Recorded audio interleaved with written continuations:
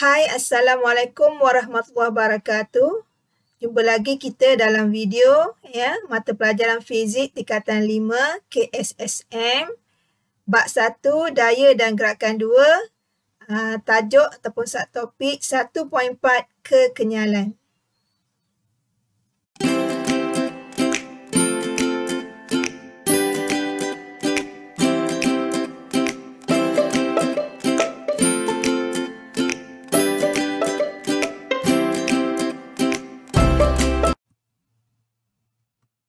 Standard pembelajaran. Pertama, memerihalkan kekenyalan. Kedua, mencari hubungan antara daya F dan pemanjangan spring X. Tiga, berkomunikasi tentang hukum yang berkaitan dengan daya F dan pemanjangan spring X. Empat, menyelesaikan masalah melibatkan daya dan pemanjangan spring. Okey, kekenyalan. Apa maksud kekenyalan Iaitu sifat bahan yang membolehkan suatu objek kembali kepada bentuk dan saiz asalnya selepas daya yang bertindak ke atasnya kita alihkan Kita tengok contoh. Span basuh pinggan spring dan juga getah gelang Di mana bahan-bahan ini kalau kita berikan daya dan kita lepaskan dia akan kembali kepada bentuk asalnya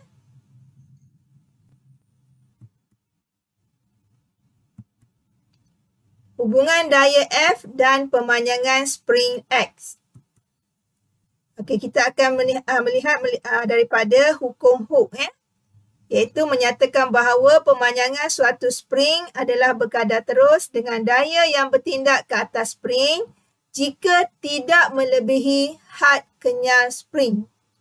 Okay, hukum Hooke ni dia berkaitan dengan daya F dan pemanjangan spring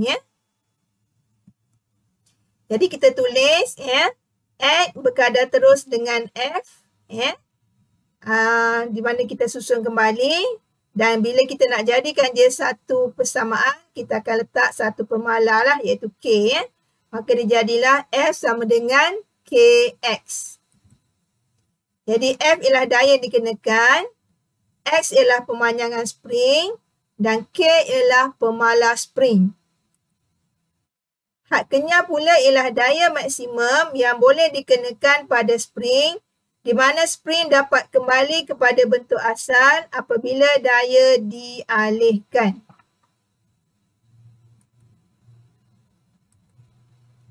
Okay, kita akan menganalisis graf daya melawan pemanjangan spring. Okay, ini merupakan graf daya melawan pemanjangan spring iaitu X. Okey, kita dah dapati daripada hukum Hooke tadi formula F sama dengan KX di mana kita dapat mengira pemalar spring iaitu K sama dengan Fx. Okey, daripada graf F melawan X kita dapati bahawa kecerunan graf ini iaitu M sama dengan perubahan Y iaitu paksi Y iaitu F daya dibagi dengan X iaitu paksi X dan kuantiti dia adalah pemanjangan spring bersamaan dengan K. Jadi kecerunan graf M ini sama dengan pemalar spring K. Apabila kamu mengira nilai kecerunan daripada graf daya melawan pemanjangan, maka kamu akan dapat nilai kecerunannya adalah nilai pemalar spring. Dan unitnya pula berdasarkan daripada kuantiti yang punya unit iaitu daya, unitnya newtons. Pemanjangan spring di sini unit dia meter, maka kita dapatlah newtons per meter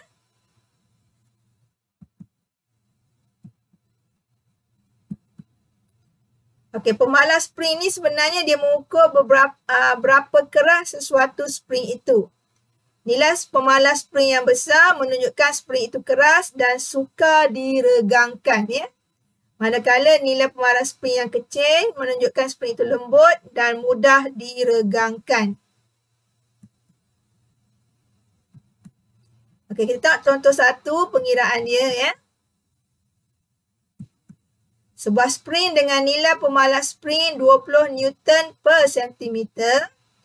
Berapakah daya yang dikenakan apabila pemanjangan spring itu ialah 4 cm. Jadi kita gunakan saja formula tadi yang berdasarkan hukum Hooke tadi. F sama dengan Kx. Masukkan nilai, kita dapat nilai dia 80 Newton ya.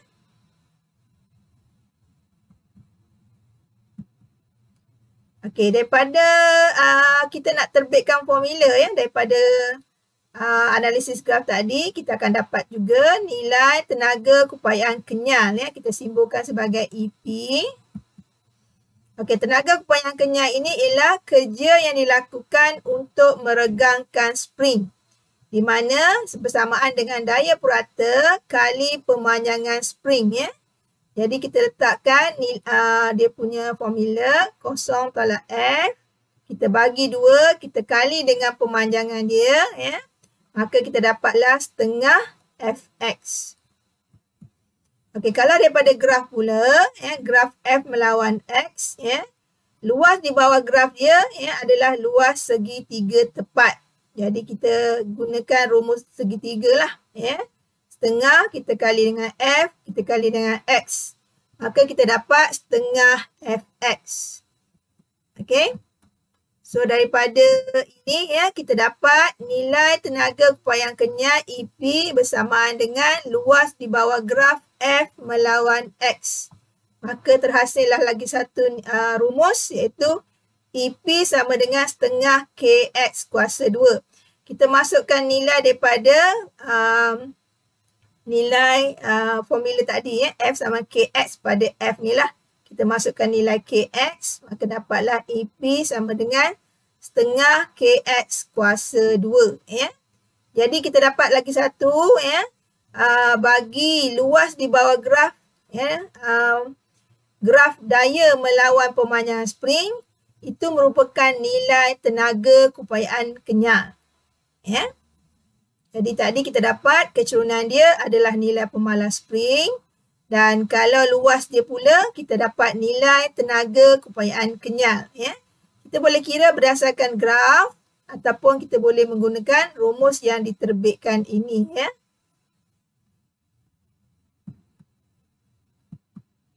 Okey, contoh 2 untuk pengiraan ya. Panjang spring meningkat daripada 16 cm kepada 20 cm apabila beban yang berjising 5 kg digantung pada spring. So, berapakah berat beban itu ya? Jadi, ya, dan yang kedua dia nak hitungkan pemanjangan, dan yang ketiga nilai pemalas spring tersebut. Ya, jadi kita kira satu persatu. Untuk yang pertama iaitu nilai berat, kita masukkan dalam formula W sama dengan mg lah.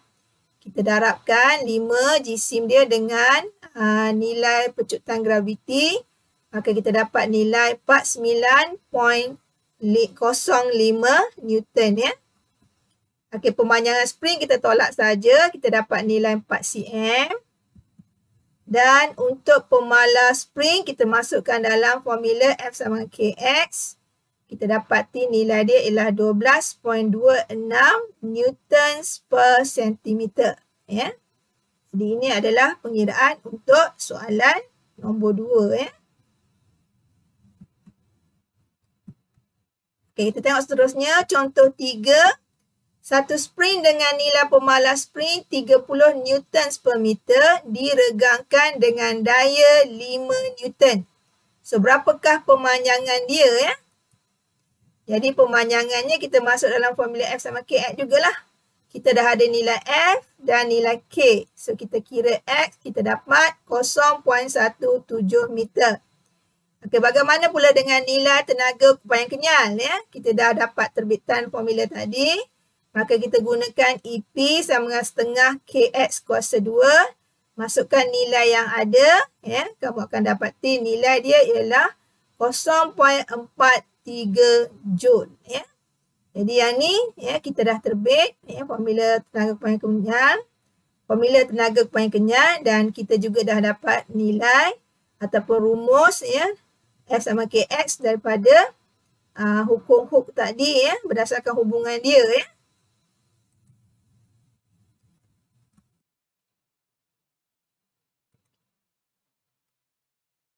susunan spring ya. Pertama kita tengok susunan sesiri. So macam mana susunan sesiri ya? So ini susunan sesiri ya. Spring kita letak atas dan bawah. So apa ciri-ciri dia ya? Jadi pemanjangan bagi setiap spring saya letakkan nilai X. Maknanya setiap spring ni pemanjangan dia untuk nilai dia lah ya, 1X. Okay, kekerasan dia kurang keras. Okay, beban dikongsi pula bersamaan dengan beban yang dikenakan pada setiap spring ya. Dan pemalas spring dia adalah separuh separuh daripada nilai pemalas lah ya. Ini bagi susunan spring dalam susunan sesiri ya. Jadi kita tengok pula susunan seterusnya iaitu susunan selari. Okay, susunan selari ni kita letak dia sebelah menyebelah macam gambar ini ya. Okey, pemanjangan bagi setiap spring sebenarnya kita bahagi berapa spring yang kita susun. Kalau 2, so di sini saya letak X bagi 2 lah. Okey, kekerasan dia lebih keras. Okey, beban dikongsi pula dikongsi bersama. Kalau tadi masing-masing ya. Okey, pemalas dia pula 2 kali ganda K. Maknanya dia lebih keras. Jadi ini adalah susunan spring yang kamu kena tahu ya. Bagaimana dikatakan susunan sesiri, bagaimana dikatakan susunan selari ya. Dan kamu kena tahu asas ni lah pemanjangan dia ya. Kalau bagi sesiri, nilai dia sendirilah ya. Lepas tu saya letak X ya. Berapa pemanjangan dia. Kalau selari mestilah bagi 2 kalau 2 spring yang diletak. Okey, berapa banyak spring dia letak, bahagi sahaja. Kalau 3 bagi 3 lah, kalau 4 bagi 4 dan seterusnya. Okay, itu bagi spring, susunan sesiri dan juga selari. Okay, kita tengok contoh pengiraan dia ya. Panjang asas spring besi ialah 10 cm. Memanjang sebanyak 4 cm. Apabila diregangkan oleh daya 12 Newton. Nilai pemalas spring ialah 3 Newton per cm. Dan spring besi ini telah disusun dengan 3 cara susunan seperti rajah di bawah. Okey. Okey, ini susunan A iaitu secara sesiri. Susunan B secara selari. Dan susunan C adalah kombinasi selari TUV ni, 3 ni dengan sesiri ya, dengan W lah ya. Jadi bagi setiap susunan tentukan A tegangan bagi setiap spring, B pemanjangan setiap spring, C pemanjangan sistem spring dan D jumlah panjang susunan spring. Okay, kita tengok satu persatu susunan ini ya bagi kategori yang dikehendaki ya. Okay, kita tengok susunan pertama, spring susunan A ya. Ini kita dah tengok tadi, spring susunan A adalah secara sesiri. Okey, bagi tegangan dia ya, tegangan dia adalah nilai daya yang adalah yang dikenakan lah iaitu 12 ya bagi setiap spring. P ni 12, Q ni pun 12 ya. Okey, pemanjangan dia adalah pemanjangan masing-masing lah ya. Tadi kita dah tengok soalan tadi, pemanjangan dia 4, maka P ni 4, Q pun 4. Okay, hasilnya pemanjangan sistem spring ini yang dalam sesiri ini kita campur ya. Kita dapat 8 cm di dalam unit cm ya. Dan jumlah semua panjang susunan spring ini kita ambil yang asal dia lah. Ya, asal dia 10 bagi P, Q pun 10 dan tambah pemanjangan dia. Kita dapatlah 28 cm. Ya, ini bagi spring susunan A. Okey, spring susunan B pula iaitu secara selari A dengan S ni ya. Jadi nilai tegangan dia kita bagi 2 lah ya. So A adalah 6 Newton dan S juga 6 Newton ya. Sebab ni spring yang sama ya. So pemanjangan dia adalah separuh lah ya. Tadi pemanjangan dia kalau 1 dia 4 oleh kerana dia disusun secara selari. Okay, R adalah 2 cm, S adalah 2 cm. So, pemanjangan keseluruhan sistem ini hanyalah 2 cm. Dan jumlah panjang keseluruhan susunan spring ini, kita ambil balik nilai asal dia, hanyalah, kita ambil nilai asal dia iaitu 10. Kita nak tambah dengan pemanjangan dia, maka kita dapatlah 12 cm. Bagi spring susunan B. Ya, kalau kamu tengok, nilai dia lebih kecil daripada susunan sesiri. Ya. Itu menunjukkan susunan ini menyebabkan spring tu menjadi lebih keras. Ya. Okey, susunan C pula adalah kombinasi. Ya. Selari TUV dengan sesiri W. Ya. Okey, tegangan dia bagi TUV, ya, tegangan dia adalah 4 Newton masing-masing sebab disusun secara selari. Ya. W sebab dia sesiri, dia nilai dia lah iaitu 12. Ya. Dia punya nilai tegangan tadi. Ya. Pemanjangan bagi TUV kita bahagi lagi.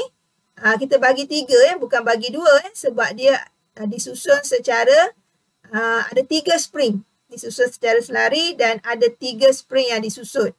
Maka kita bagi 3 nilai 4 ni, kita dapat 1.33. Okey, keseluruhannya hanyalah 1.33 lah bagi susunan selari. W, ya, oleh kerana dia sesiri, so pemanjangan dia adalah 4. So hasilnya pemanjangan keseluruhan sistem ini adalah 5.33. Dan jumlah panjang, ya, susunan spring, kalau tadi pemanjangan dia, sekarang ni jumlah panjang keseluruhan. Okey. Jadi ni untuk tidak TUV 10, untuk W 10 dan kita tambah pemanjangan dia. Maka kita dapatlah 25.33. Okay, itulah keadaannya bagi 3 susunan spring yang ada, ya.